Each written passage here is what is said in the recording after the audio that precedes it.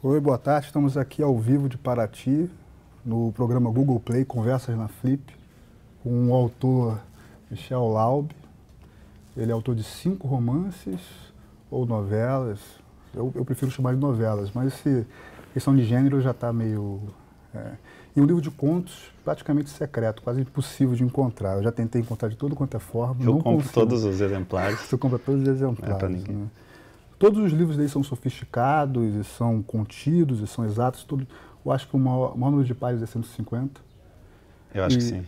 E a penúltima novela dele tem 80 páginas. 80. Às vezes depende também da diagramação. Depende da diagramação, né? E o Diário da Queda é o livro mais recente, né? Sim. De que, 2 anos atrás? Ele é de 2011, de março de 2011. Ele veio a Flip participar de uma mesa sobre tradução, correto? Sim. Está tudo correto agora? Até agora. Então, para começar, eu queria falar sobre esse livro secreto, impossível de encontrar, sobre seu começo, sobre a lendária Oficina de Assis Brasil. Eu queria falar um pouco sobre o seu começo, como é que você começou na ficção? Na verdade, eu fico brincando, ele não é um livro secreto, é um livro do qual eu não me envergonho e tal, mas era apenas assim um livro de começo de carreira, então tinha uma série de referências e talvez de influências e uma série de procedimentos ali que eu fiz e que eram típicos de um autor iniciante que ainda não tinha encontrado talvez a sua voz. Então eu estava muitas vezes tentando mostrar que eu sabia escrever do jeito X ou Y, e isso para mim hoje causa um efeito meio esquisito quando eu releio. Mas o fato dele ser secreto, entre aspas, é mais porque ele saiu, na verdade, por uma pequena e ótima editora, que é a do Instituto Estadual do Livro de Porto Alegre. Então ele não teve praticamente distribuição, mais por causa disso do que pelo fato de eu não falar dele ou coisa assim. Eu acabo, muitas vezes, considerando o Música Anterior, que é de 2001, meu livro de estreia, porque foi meu primeiro romance. E eu hoje me considero muito mais um romancista do que um contista. Eu praticamente não escrevi contos nos últimos 15 anos, né? Então, só por encomenda aqui e ali e tal. Então, é mais ou menos por aí, assim, mas não é uma questão de eu gostar mais ou menos do livro. E como é que foi esse começo com a Oficina? A Oficina, na época, como não havia internet, ou pelo menos a internet era muito rudimentar ali, em 95 acho que nem tinha, né? Tinha mais, enfim. Para um escritor que estava começando, uma das maneiras até sociais de se inserir, assim, de conhecer outras pessoas que escreviam e sair um pouco do círculo da própria casa, da própria família, dos amigos, que eram as únicas pessoas que poderiam ler as primeiras coisas que você escrevia e tal, e eram pessoas não exatamente preparadas para isso.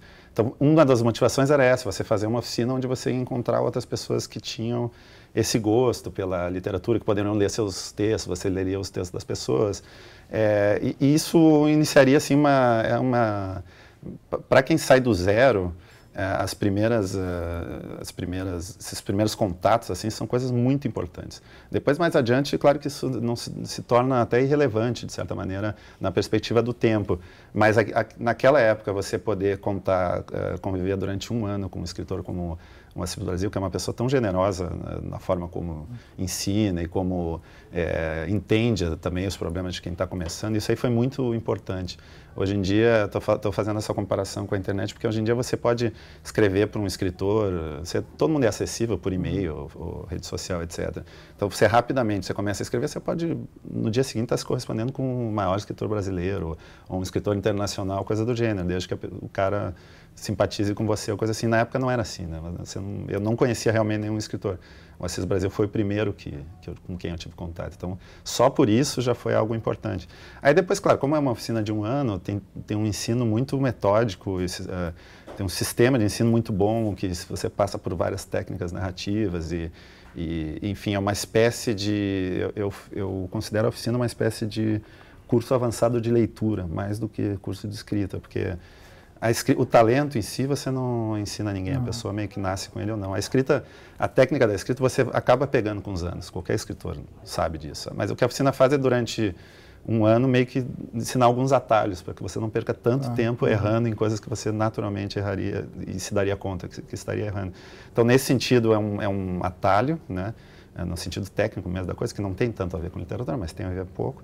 Mas também é um grande exercício de leitura. Você lendo melhor as coisas dos outros e aprendendo a elaborar por que você gosta de alguma coisa, por que você não gosta, a elaborar tecnicamente, de acordo com a história da literatura, etc.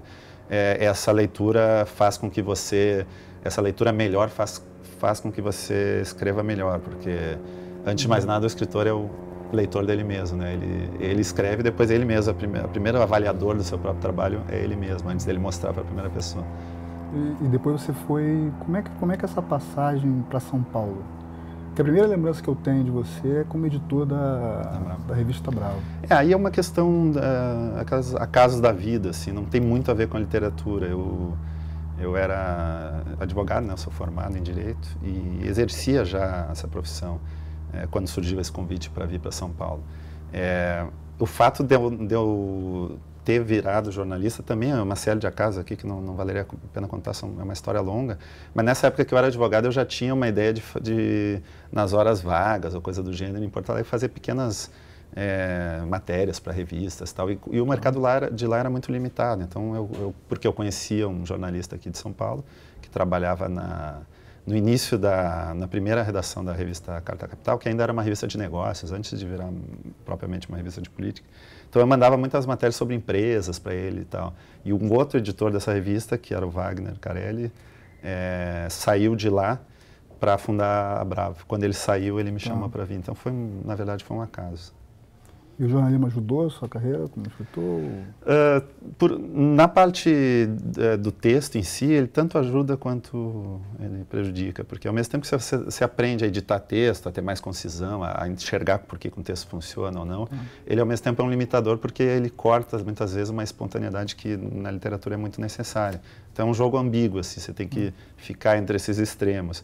E no quesito de autodivulgação, coisa do gênero, que é uma ideia também muito comum de que o jornalista tem mais espaço na mídia, ou coisa do gênero, e não é também, porque no início até pode ter ajudado, mas ao mesmo tempo prejudicou porque você, muitas vezes no início, visto só como jornalista, antes de ser visto como escritor. Então você nunca sabe se as pessoas estão elogiando ou criticando você porque eles gostaram ou não do livro, ou porque o cara não gosta de você porque você não publicou o texto dele, que acontece muito, ou porque você não deu o livro, eu cuidava da parte de literatura lá no início da Bravo, ou porque ele está querendo puxar o seu saco e tal. Então, isso, eu acho que no meu caso, música anterior, certamente eu lancei sob esse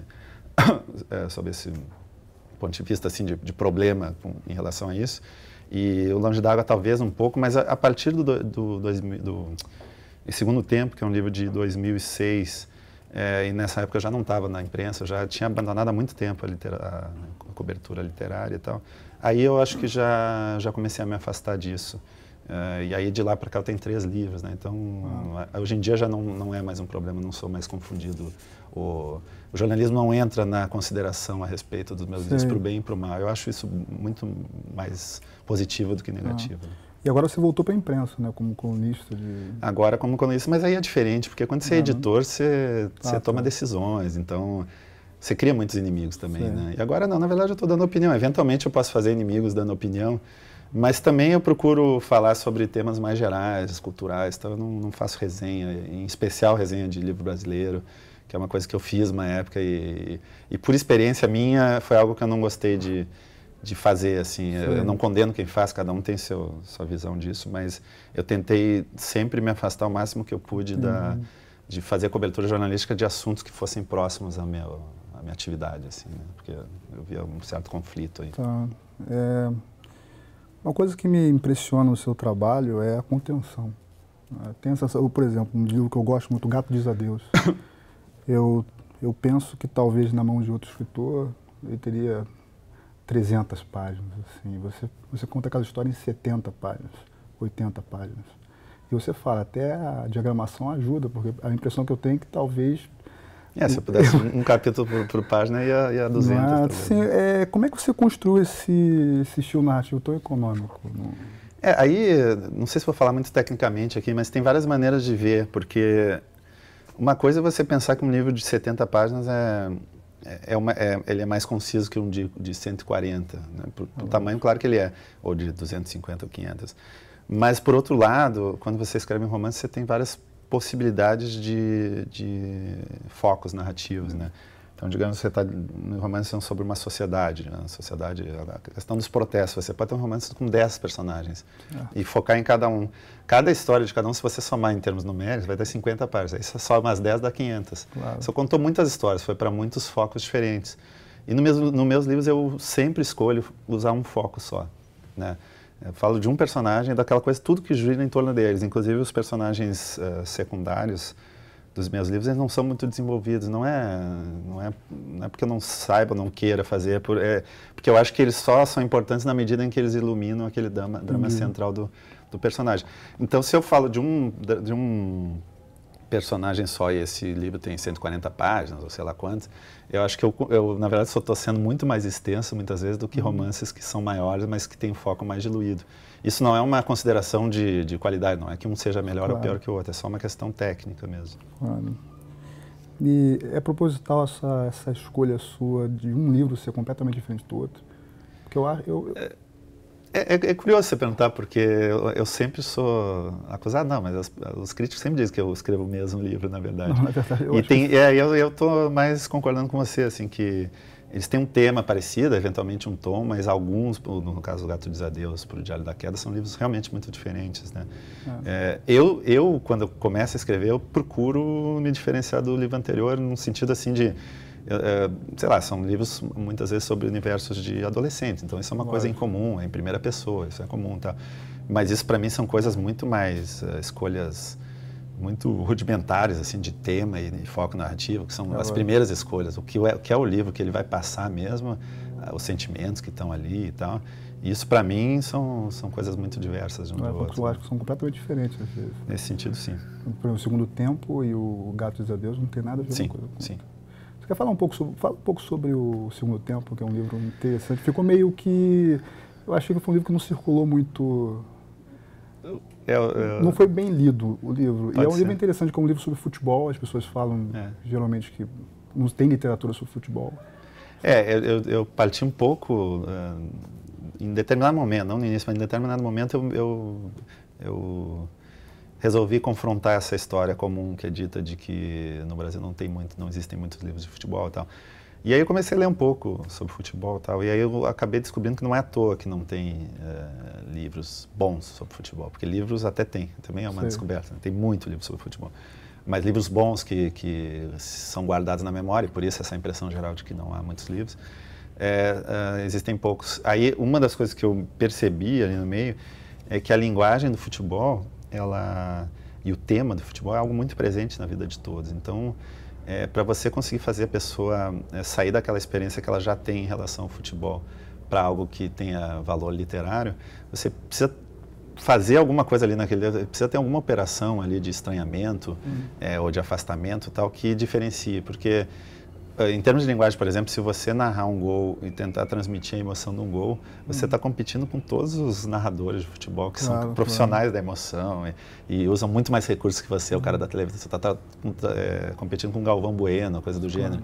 Então, se eu fosse narrar o gol daquele jeito, gol sensacional, Brasil, tal, não ia ficar o clichê do clichê, né? Então, uma das dificuldades quando eu fui escrever esse livro, inclusive quando eu descrevo cenas ali da partida, porque a história se passa num jogo entre Grêmio e Internacional em 89, foi um jogo que aconteceu, chamado Grenal do Século. Então eu procurei, na escolha de cada palavra, era o apelido na época, né? E eu procurei na escolha até de cada palavra me afastar. Então é um livro que parece ter uma linguagem muito regular, assim, não coloquial, mas assim muito comum, assim, de adjetivos e substantivos comuns, tal. Mas se você vai olhar com atenção, ele não é um livro cuja descrição é a descrição tradicional do futebol. Não sei se é bom ou ruim também, mas estou dizendo que é o que isso eu sei que eu consegui fazer. E ao mesmo tempo, em relação ao tema, também eu não queria fazer um estudo sociológico sobre futebol, porque isso também tem muitos por aí, muito bons, inclusive, e nem um romance que se baseasse assim, unicamente, por exemplo, na emoção que o cara sentiu durante uma partida. Precisava sair um pouco disso, então eu acabei levando essa história como uma espécie de espelho de uma história de dois irmãos cujos pais vão se separar.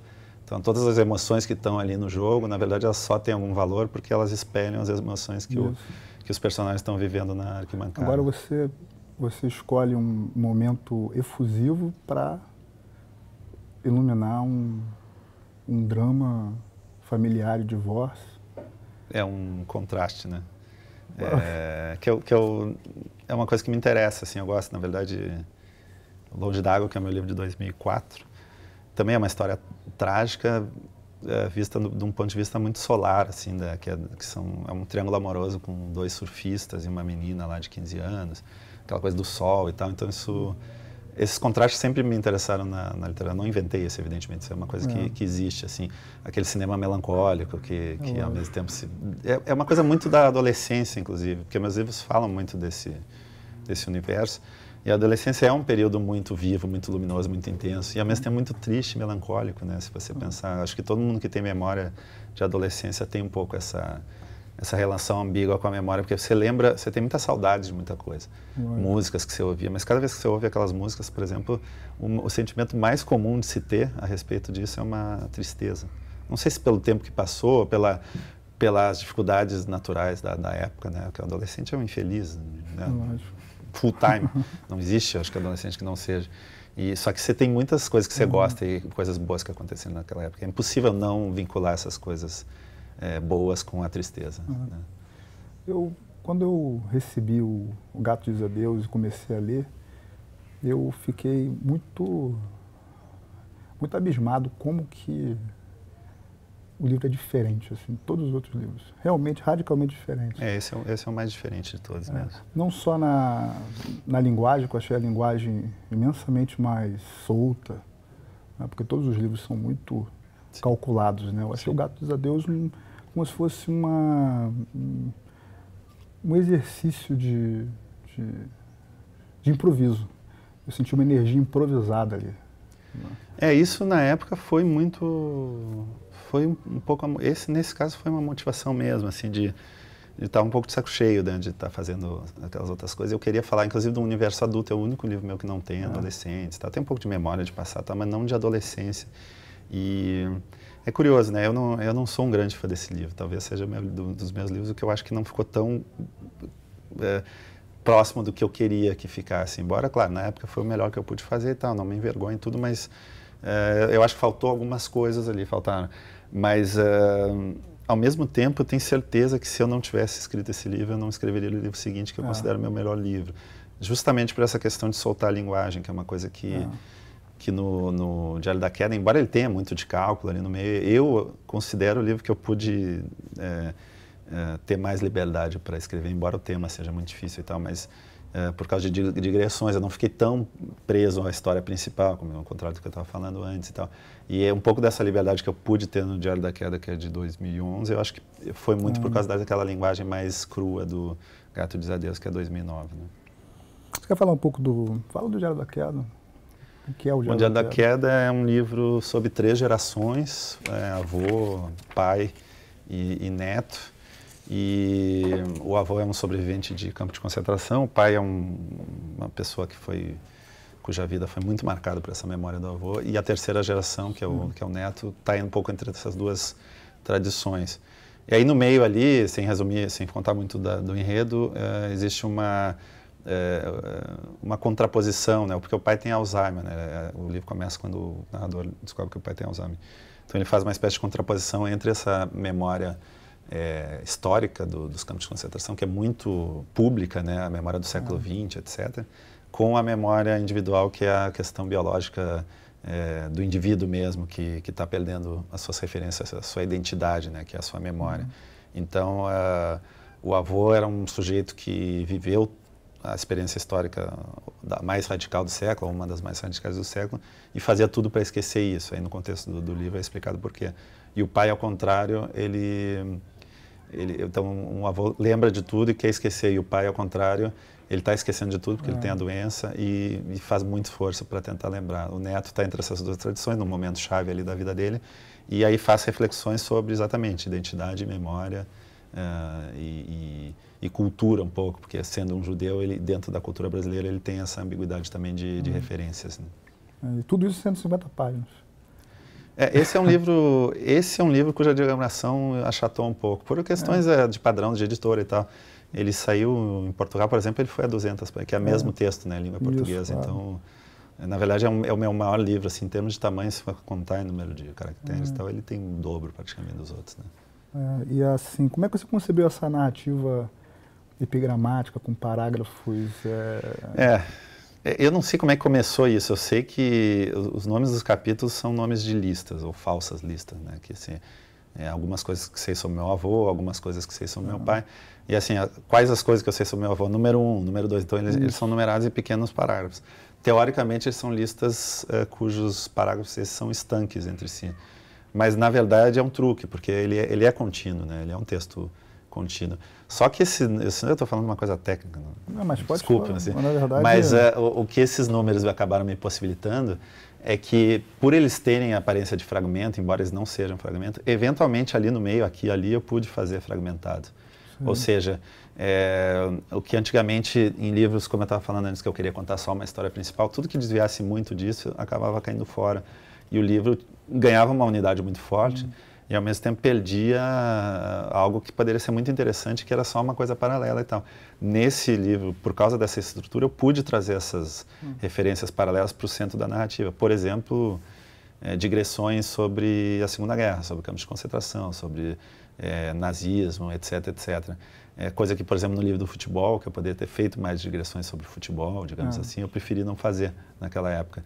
Então, isso é um ganho que eu considero para o livro, que ficou o meu livro mais ensaístico de todos, né?